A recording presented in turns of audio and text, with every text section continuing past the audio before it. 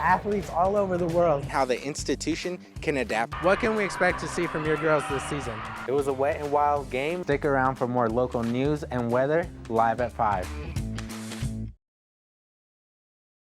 Monet continues to face his competition in full stride while breaking numerous records and making his transition look easy. What do you hope to see from your team tonight after facing 3 Division I opponents? I just want to see our girls play with confidence. Eastern New Mexico University's enrollment seems to be fluctuating. At least that's what data from previous years is suggesting. Over the past few years, numbers have been on an up and down roller coaster.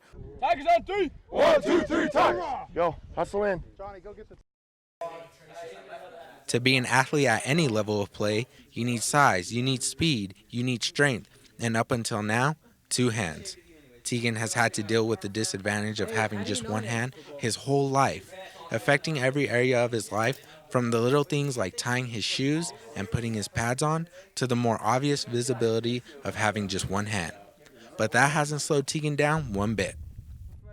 Catching the ball, I had to make some adjustments, but and the only thing that I haven't really ever been able to make adjustments for me to be able to do is monkey bars. So anything else, I usually just find a way to get it done. If it's not the same as they do it, I'll try my best. It didn't take long for footage of the race to surface, and as both teams were headed back home, it was clear who the winner was. I had the first place medal, but when I hung it up, I just looked at it and it just didn't feel right. Like, I didn't really win it. I didn't really win that medal. After watching some of the videos and all that, for me, it was pretty clear that I didn't win. He just got me just by a little bit.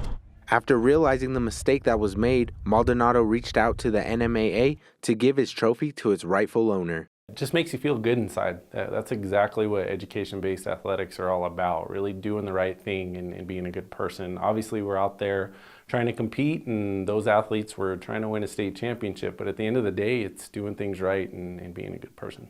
This was an action-packed game from the get-go, and there's plenty of highlights to look at, so let's dive right into it. The Bears trying to cut this lead down even more as Smith tries to get the quick score, but it's picked off by Clovis's Ethan Colliver. Colliver follows his block down the near sideline, and he gets a huge one from teammate Jaden Phillips, and he will go all the way. Colliver with a 100-yard pick six, and that'll put the nail in the coffin in this one as the Wildcats take a 20-point lead with just 20 seconds left in the game. Yeah, a lot of the viewers at home who aren't actually here at the stadium didn't get to see any of what occurred before the game even started yet.